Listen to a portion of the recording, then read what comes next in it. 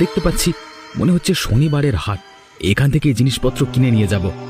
এখন সবে সন্ধে, তাড়াতাড়ি মাছ মাংস কিনে ফিরতে পারলে রাতে জমিয়ে খাওয়া দাওয়া করা যাবে। ওরে বাবা, এরা কারা? কি ভয়ানক দৃশ্য! ভূত কেন বাবা গো? এখানে তো মানুষের কাটা দেহ বিক্রি হচ্ছে। জ্যান্ত মানুষ এসেছে দেখছি আমাদের শনিবারের হাটে। তোকেও এরকম কেটে বিক্রি করব। আমাকে ছেড়ে দাও, ছেড়ে দাও, আমাকে বাঁচাও, বাঁচাও, মেরে ফেললো, বাঁচাও। কি হয়েছে রমেশ? কোথায় গিয়েছিলে তুমি? তোমার এরকম অবস্থা কেন? বাবা, বাবা, আমি যা দেখেছি তো আপনাকে বলবার নয় বাবা। কি দেখেছো তুমি? তোমাকে দেখে মনে হচ্ছে তুমি ভয় পেয়েছো। আমি গিয়েছিলাম রাতে যাতে ভালো রান্না হয়, সেজন্য কিছু মাছ আর মাংস কিনে আনতে।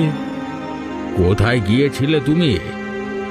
আমাদের গ্রামের একদম শেষে, যেখান থেকে দ্বিতীয় গ্রামের শুরু হচ্ছে, সেখানে শনিবার সন্ধ্যার হাটে। কি দেখেছো তুমি? সেটা একটা ভুতুড়ে হাট। ওখানে অনেক ভয়ানক ভয়ানক চেহারার সব ভূত পিশাচ মানুষের কাটা দেও বিক্রি করছে। ওরে বাবা, কি ভয়ানক! তুমি এই গ্রামে নতুন এসেছো, কিছু জানো না, কেন গিয়েছিলে তুমি? আর বাবা, আমি কি জেনে শুনে গেছি নাকি? কমলা ঠিকই বলেছে, তুমি যে প্রাণ নিয়ে ফিরে এসেছো এটাই অনেক। কি আর বলবো, আমি মরতে মরতে বেঁচে ফিরেছি। আর একটু হলেই ওরা সবাই তেড়ে এসে আমাকে খুন করে ফেলতো। আর যদি আমাকে মেরে ফেলতো তাহলে হয়তো আমাকেও কেটে ওভাবে বিক্রি করতো। উফ, কত রক্ত! মানুষের হাত পা কাটা, মুন্ডু পড়ে আছে চারিদিকে, কি ভয়ানক! দেখো বাবা, তোমাকে আমি সব খুলে বলছি। গ্রামের নতুন জামাই হওয়ার কারণে তুমি হয়তো বুঝতে পারছো না যে এই গ্রাম তোমাদের গ্রামের মতো নয়। এখানে অনেক এমন বিষয় আছে যেগুলোকে এখানকার মানুষ এড়িয়ে চলে বা ভয়ে সেখানে যায় না। বিশেষ করে ওই জায়গা, ওখানে যে যায় সে আর বেঁচে ফিরে আসে না। কিন্তু যা হচ্ছে এগুলো তো চলা ঠিক নয়। তুমি কি তার ঠেকা নিয়ে বসে আছো? কি ঠিক কি ভুল সেটা তুমি ঠিক করার কে শুনি? তুমি বুঝতে পারছো না, আজকের যুগে এসব ঘটনা চলতে দেওয়া একদম উচিত নয়। কিন্তু তুমি একটু বোঝবার চেষ্টা করো, যে বা যারা এসবের পেছনে জড়িত আছে তারা খুব ভয়ানক লোক। তারা নিশ্চয়ই পিশাচ সিদ্ধ। তারা যা খুশি করতে পারে। এই গ্রামের প্রচুর মানুষ এর আগে মারা গেছে। ওগো ওগো, তুমি একটু আমার কথা শোনো। যেখানে যেমন নিয়ম তা মেনে চলার চেষ্টা করো। এখানে তুমি দুদিনের জন্য অতিথি হয়ে এসেছো, সব বিষয়ে মাথা গলাতে গেলে বিপদ ডেকে আনবে। আমি কোনো কথা শুনবো না, আমাকে জানতেই হবে এর পেছনে কি আছে। ঠিক আছে, তুমি যখন নাছোড় বান্দা, তখন এইসব ব্যাপার নিয়ে পরে ভাবা যাবে। এখন এসো, খেয়ে নাও। তোমাকে অনেকক্ষণ থেকে দেখছি চিন্তিত মুখে বসে আছো। চা তো ঠান্ডা হয়ে গেল, খাবে কখন? হ্যাঁ, এই যে খাবো। কি নিয়ে চিন্তা করছো বলো তো তুমি? দেখো ভাই, আমাকে বলতে পারো, কিন্তু তোমাকে আমাদের এদিকে কোনোদিন দেখিনি, মনে হচ্ছে নতুন মানুষ। হ্যাঁ, আমি গ্রামের নতুন জামাই। নতুন জামাই আবার চিন্তা করে নাকি? কি হয়েছে বলো দেখি। এখন দোকানে কেউ নেই, তোমার কথা কেউ শুনবে না, আর আমিও কাউকে বলবো না। কালকে সন্ধেবেলায় ভাবলাম নতুন শ্বশুর বাড়িতে এসেছি, কিছু বাজার করে নিয়ে যাই। কিন্তু তোমাদের এখানে যে ভূত আর পিশাচদের হাট বসে শনিবারে, সেটা তো জানতাম না। পুরো গ্রাম এ নিয়ে ভীত, কত মানুষ মরেছে জানো তুমি? তুমি যে সেখানে সেখান থেকে প্রাণ নিয়ে ফিরে আসতে পেরেছো, এটাই অনেক। তার মানে তোমরা সবাই সবকিছু জানো, কেউ কিছুই করো না? আমার সাহস আছে, এই ভূতের ব্যাপারটা আমিও শেষ করতে চাই রে বাবা, কিন্তু কেউ আমাকে সঙ্গ দিতে রাজি নয়। সবাই ভয়ে ঘরের ভেতর ঢুকে আছে। এদিকে বুঝছে না যে যত লুকিয়ে থাকবে তত মরতে হবে। আর শুধু তো মৃত্যু নয়, আমি দেখেছি সেই ভয়ানক রূপ। চারিদিকে ভূতের মেলা, চারপাশে মানুষের কাটার, উফ, হাত পা রক্ত। কিন্তু তুমি কিভাবে আটকানোর কথা বলছো? তুমি কি পারবে? আমার তন্ত্র শিক্ষা রয়েছে, আমাকে কেউ যদি সাহায্য করে আমি পারতে পারি। আমি সাহায্য করব তোমাকে। তাহলে প্রথমে আমাদের জানতে হবে এর পেছনে প্রধান কালপ্রিটকে, তবে খুব গোপনে। ঠিক আছে, বুঝতেই তো পারছো দিনকাল ভালো নয়। বাড়িতে আবার সবাই চিন্তা করবে। আমি এখন যাই, হ্যাঁ, বাকি কথা কালকে আলোচনা করা যাবে। আমিও তন্ত্রমন্ত্রগুলো ভালো করে একটু ঝালিয়ে নিই। হ্যাঁ রে কমলামা, রমেশকে তো দেখছি না, সে কোথায়? বাবা, চিন্তায় চিন্তায় আমার মাথা খারাপ হয়ে যাচ্ছে। যবে থেকে এই গ্রামেতে এসেছে কি যে করছে কিছুই বুঝতে পারছি না। কেন, কোথাও বেরিয়েছে নাকি? বেরিয়েছে তো বটেই, তবে কোথায় যে গেছে বলে যায়নি। সে কি কথা, দিনকাল ভালো নয়, এর মধ্যে কোথায় গেল বলে যাবে না, তার মধ্যে আবার কালকেই ওসব ভয়ানক ব্যাপার হয়েছে। কাল অনেক রাত পর্যন্ত ঘুমাতে পারেনি, ঘুমের মধ্যেও কি সব বকবক করছিল। এ তো লক্ষণ ভালো দেখছি না। আর কিছু হয়েছে? খুব ভয় পেয়ে গেছিল মনে হয়, মাঝে মাঝে চিৎকার করছিল ঘুমের মধ্যে, আর বলছিল কারা নাকি গলা টিপতে আসছে। ঠিক এইভাবে গ্রামে অনেক লোক মারা গেছে রে, তুই একটু সামলে রাখিস। আজ আসুক, আমি ভালো করে কথা শোনাবো ওকে। দেখ, যে যা পারে করুক, গ্রামে যাই হোক, কিন্তু তোদের জীবনে যেন তার ছায়া না পড়ে এটাই চাইবো। আমাদের জীবন তো শেষ হয়ে গেল, কিন্তু তোরা দুদিন পর নিজেদের বাড়ি ফিরে পাবি, তাই তোদের এই সবের মধ্যে জড়ানোটা উচিত নয়।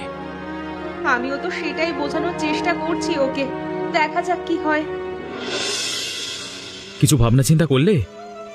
এত বড় ঘটনার পেছনে নিশ্চয়ই বড় মাথা রয়েছে, আমাদের খুঁজে বার করতে হবে। তুমি কিছু দেখতে পাচ্ছ দাদা? কি দেখবার কথা বলছো বলো তো? ওই দেখো, কতগুলো ছায়া যেন দূর থেকে যাচ্ছে। কোথায়? ওই তো দূরের ফাঁকা রাস্তার দিকে। হ্যাঁ তো, ওই যে শুনতে পাচ্ছ, ভুতুরে হাসি শোনা যাচ্ছে। আমার কেমন সেদিনের কথাগুলো মনে পড়ছে মহিদা, বুকের ভেতর কিরকম ভয় করছে। ভয় পেলে আমাদের হবে না, তুমি ভেবে দেখো, এটাই সুযোগ। কি সুযোগ? শনিবারের হাটে তুমি যাদেরকে দেখেছিলে এরা তারাই, এরা নির্ঘাত কোনো মানুষ নয়, কারণ আমাদের গ্রামের কোনো মানুষ এত সন্ধেবেলায় রাস্তায় বেরোতে সাহস করে না। তাহলে তো আমাদের এখান থেকে পালিয়ে যাওয়া উচিত। না না, চুপচাপ ওদের পিছু করা উচিত। ওই ছায়া মূর্তিগুলো যেখানে যাচ্ছে সেখানে যদি আমরা পৌঁছাতে পারি, তাহলে বুঝতে পারবো যে পুরো ঘটনার মাথা কে। কিন্তু ওদের হাসিতেই তো আমার প্রাণ শুকিয়ে যাচ্ছে, যদি আমাদেরকে ওরকম ভাবে কেটে বিক্রি করে দেয়। কিচ্ছু হবে না, তুমি তো জানো যে আমি তন্ত্র মন্ত্র জানি। চুপচাপ আমার সাথে এসো। আমরা তো সেই রাস্তাতেই এসে গেছি যেখানে গ্রামের শেষ। তার মানে আমাদের গ্রামের কেউ এই ঘটনায় জড়িত নয়। দেখেছো, ওরা হাসতে হাসতে অন্ধকার বাঁশবাগানের পেছনে চলে গেল। এবারে আমি বুঝতে পেরেছি। কি বুঝতে পেরেছো? ওই বাঁশবাগানের পেছনে শয়তান জমিদারের বাস। জমিদার? শয়তান কেন? ওই ধর্মেশ জমিদারের অনেক কুকীর্তি আছে। আগে আমাদের গ্রামে থাকতো, তারপর নানান রকম উপদ্রব শুরু করে, তাই জন্য গ্রাম থেকে তাড়িয়ে দেওয়া হয়েছিল। এখন এই বাঁশবাগানের পেছনে বড় ঘর করে থাকে, ওই গ্রামটা শাসন করছে এই ভূতেদেরকে দিয়ে, তাই তো? ওই গ্রামে মানুষ থাকে বলে তো মনে হয় না। সব মানুষকে যদি বাজারে কেটে বিক্রি করে ফেলে, তাহলে আর মানুষ থাকবে কি করে? তুমি নিশ্চিত ওই লোকটাই জড়িত? ওখানে গেছে মানে ও ছাড়া কেউ জড়িত থাকতে পারে না। চলো দাদা, চলো পালিয়ে যাই এখান থেকে, পরে আমরা সবকিছু ঠিক করে তারপর আসবো।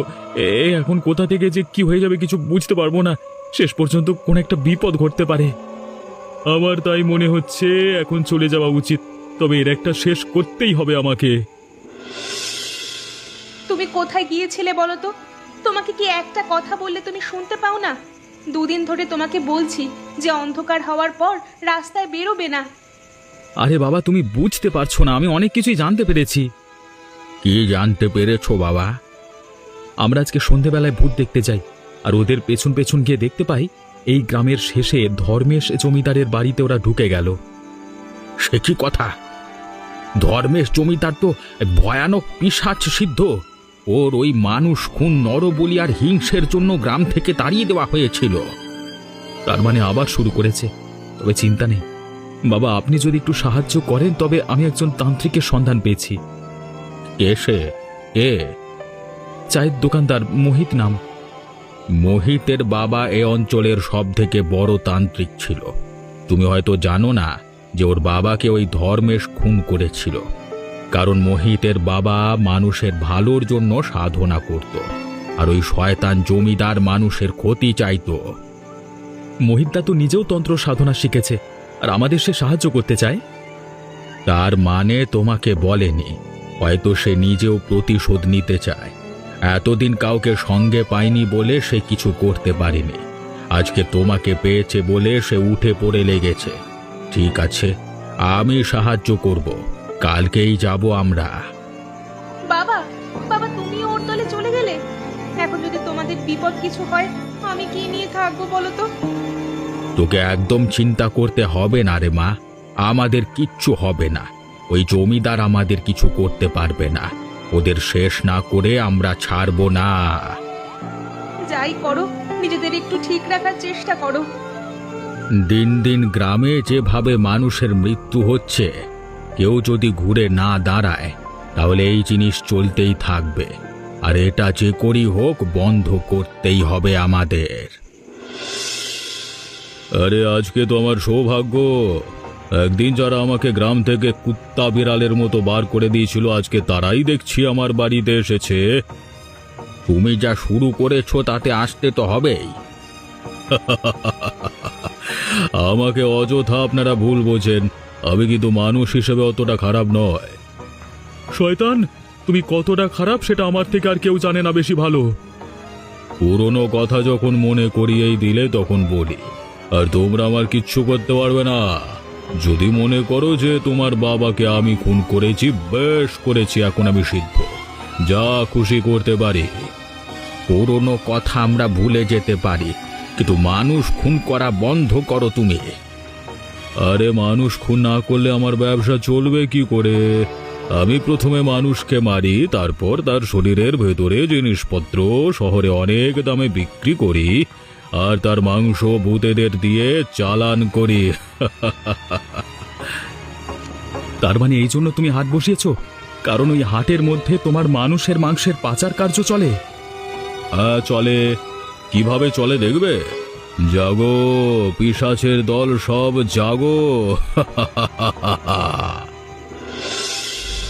ওরে বাবা, ভূত! বাঁচাও, বাঁচাও মোহিত, তোমার তন্ত্র পড়ো, মন্ত্র পড়ো তুমি। কালা জাদু, পিশাচ, ভূত দূর হয়ে যা সব। ওম ভ্রিম ভ্রিম। বাঁচাও, বাঁচাও, মরে গেলাম। তুমি যে করি হোক আমার শ্বশুর মশাইকে বাঁচাও। কেউ বাঁচবে না, কেউ না। পিশাচ ভূত, তোদের সর্বনাশ হোক। একই আমাদের সব ভূতের দল কোথায় যাচ্ছে? এই কোথায় যাচ্ছিস তোরা? একই একই কাকাবাবু, আপনার কি হয়েছে? কি হয়েছে কাকাবাবু? তোমরা যে করি হোক এর প্রতিশোধ নিও। আমাকে ওরা শেষ করে দিল। শয়তান, তুই ভালো মানুষটাকে এভাবে মেরে ফেললি, তোর কোনোদিন ভালো হবে না। রমেশ, রমেশ, আমাদের অন্য পদ্ধতি নিতে হবে। এখন তাড়াতাড়ি চলো, এখান থেকে চলে যাই, চলো। কিন্তু আমি বাড়ি গিয়ে কি জবাব দেব সেটা ভাবলে হবে না। আমার মন্ত্র বেশিক্ষণ কাজ করবে না। সাময়িকভাবে ওরা পালিয়েছে, কিন্তু আবার যদি ফিরে আসে তাহলে আমাদেরও মরতে হবে এভাবেই। চলো চলো চলো চলো, পালিয়ে যাই, চলো পালিয়ে যাই। কি ভেবেছিস কি তোরা এইভাবে তোরা বেঁচে যাবে? তোদের ওই মন্ত্র কোনো কাজ করবে না, তোদের সব কটাকে আমি এভাবেই মারবো।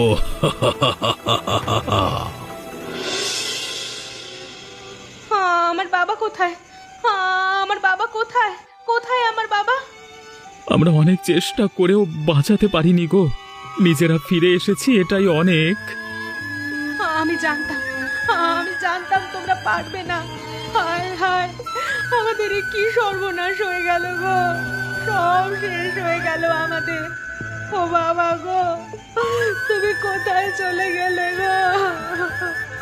কিন্তু আমাদের হেরে গেলে চলবে না কমলা, নিজেকে শক্ত করো। কথাটা বলতে তোমার লজ্জা করলো না? তুমি যদি এই সমস্ত কিছুর পিছনে না জড়াতে তাহলে আজ এত বড় ক্ষতিটা হতো না। সারা জীবন শুধু তোমার নিজের জেদ বড় হয়ে উঠেছে। দেখো, মানুষটাকে আমিও তো শ্রদ্ধা করতাম। বিশ্বাস করো, আমরা অনেক বাঁচানোর চেষ্টা করেছিলাম, কিন্তু শেষ পর্যন্ত মানুষটা বলে গেছেন প্রতিশোধ নিতে। যা ইচ্ছে হয় তোমরা তাই করো, শুধু আমার বাবাকে যেভাবে তোমরা মেরে ফেললে, তোমাদের আমি কোনোদিন ক্ষমা করতে পারবো না। বিশ্বাস করো, আমরা মারিনি, মেরেছে ওই শয়তান ধর্মেশ জমিদার। তুমি শান্ত হও কমলা, এখনো আমাদের অনেক লড়াই করতে হবে। আমার খুব ভয় করছে। ওরে বাবা! গ্রামে কি হয়েছে শুনেছো? কি হয়েছে? চারিদিকে মানুষের মধ্যে আতঙ্ক ছড়িয়ে পড়েছে। লোকজন পাগলের মতো কান্নাকাটি করছে, দৌড়াদৌড়ি করছে। কিন্তু কেন? সারা রাত নাকি গ্রামের মধ্যে ভূতের অত্যাচার হয়ে চলেছে। আমি কালকে গ্রামে ছিলাম না, দোকানে ছিলাম রাতে, সেই জন্য কিছু বুঝতে পারিনি। কি বলছো কি? হ্যাঁ, ঠিকই বলছি। গ্রামের সব লোক এই গ্রাম ছেড়ে চলে যাবে বলছে। 4-5 জন লোক কালকে রাতে ভয়ানকভাবে মারা গিয়েছে। শুধু অন্য মানুষের কথা, আর আমাদের সাথে যে ক্ষতিটা হয়ে গেল। গ্রামের চারপাশে রক্ত আর হাড়গোড় ছড়িয়ে রয়েছে। যারা মরছে তারা খুব ভয়ানকভাবে মরছে আর কি। দেখো, আমার বাবা গেছে, এবার অন্তত আমার স্বামীকে কেড়ে নিও না এইসব প্রতিশোধের জন্য। যে করি হোক, তোমার বাবার মৃত্যুর প্রতিশোধ আমাদের নিতেই হবে, আর গ্রামের মানুষদের সাহস ফিরিয়ে দিতে হবে। চিন্তা করো না কমলা, আমাদের কিছু হবে না। আমাদের হাতে বেশি সময় নেই, যা করবার খুব তাড়াতাড়ি করতে হবে। আজকে রাতটা তোমরা যে করেই হোক থাকো।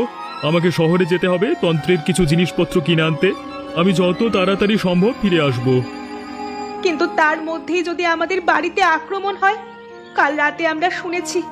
উফ, কি ভয়ানক সেই হাসি! আমি এই বাড়ি চারিদিকে মন্ত্র পড়ে দিয়ে যাচ্ছি। যত যাই হোক, এ বাড়ির ভেতর কেউ ঢুকতে পারবে না। আমি আসছি। উঠে আয় কমলা, আমার কাছে উঠে আয়। ও কি? ওটা কে দাঁড়িয়ে আছে?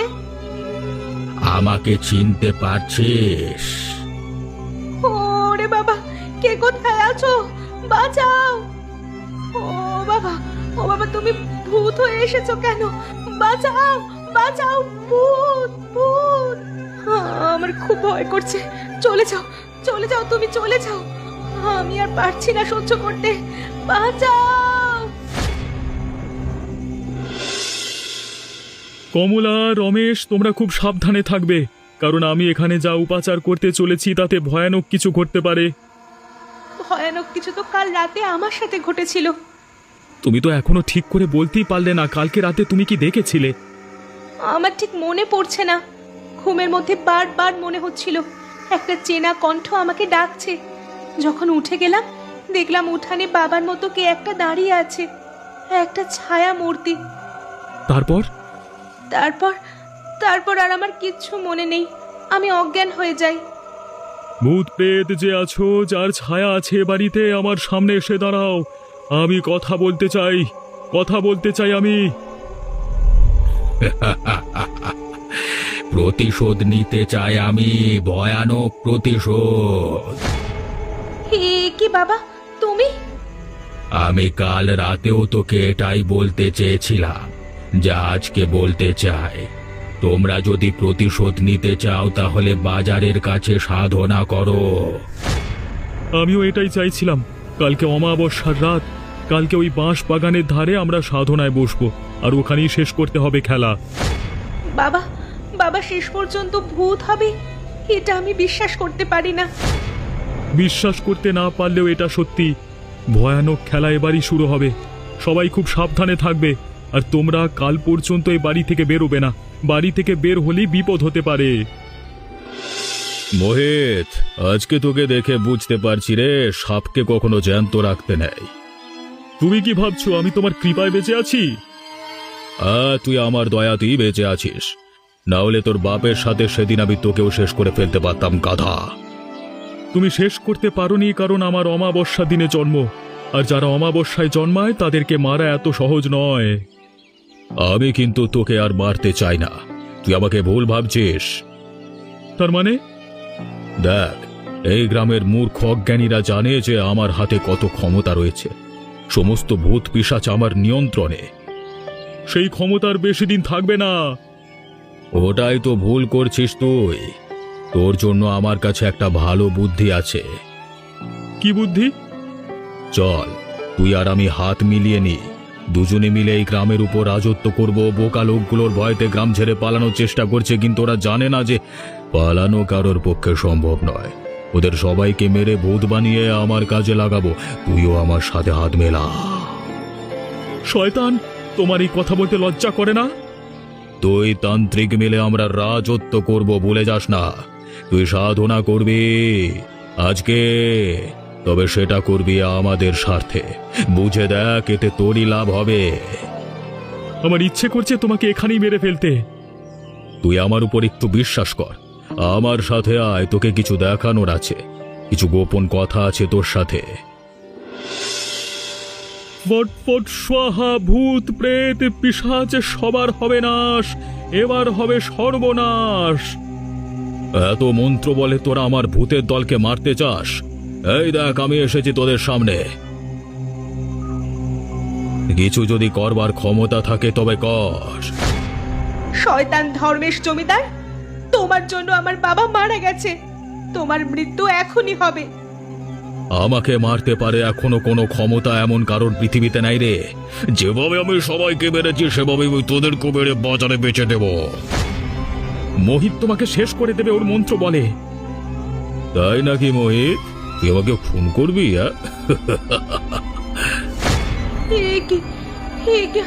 আমার খুব ভয় করছে। তুমি কিছু বলছো না কেন মোহিত? দেখতে পাচ্ছ না এরা আমাদের মেরে ফেলবে? ও আর কিছু করবে না।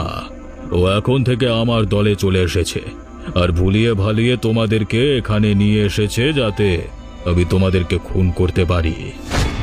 তুই আমাকে খুন করেছিস ঠিক আছে, তাই বলে তুই ছলনা করে আমার মেয়ে জামাইকে খুন করবি?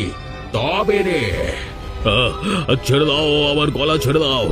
কে কোথায় আছিস? বাঁচা, মেরে ফেললো। মরা মানুষকে আর মারা যায় না। তোর গলা থেকে যতক্ষণ না মন্ত্র বের হবে, তোর ভূতের দল কিছুই করতে পারবে না। বাঁচাও, ক্ষমা করে দাও। একে আমার গলা কেন টিপে ধরছো? বাবা গো, বাঁচাও। সবার ভালো করবার নামে পেছনে পেছনে শয়তান ধর্মেশের সাথে হাত মেলানো, তোকেও ছাড়বো না। আজকে তুই কমলা আর রমেশকে মেরে ফেলবার পরিকল্পনা করেছিলিস। আমি ভুল করেছি। ধর্মেশ আমাকে অনেক টাকা দিতে চেয়েছিল। আসলে চা দোকান চালিয়ে আমি বেশ কিছু রোজগার করতে পারি না বেশি, তাই লোভের বসে। উফ, আমি আর সহ্য করতে পারছি না। বিশ্বাস করতে পারছি না যে মোহিত শেষ পর্যন্ত এই দলে যুক্ত ছিল। উফ। যাই হোক, চলো, বিপদ কেটে গেছে। বাবা মারা গিয়েও আমাদের প্রাণ বাঁচিয়ে গেল। আর আপনারা এমনই ভয়ানক ভয়ানক গল্প দেখতে চাইলে আমাদের চ্যানেলটিকে সাবস্ক্রাইব করতে ভুলবেন না।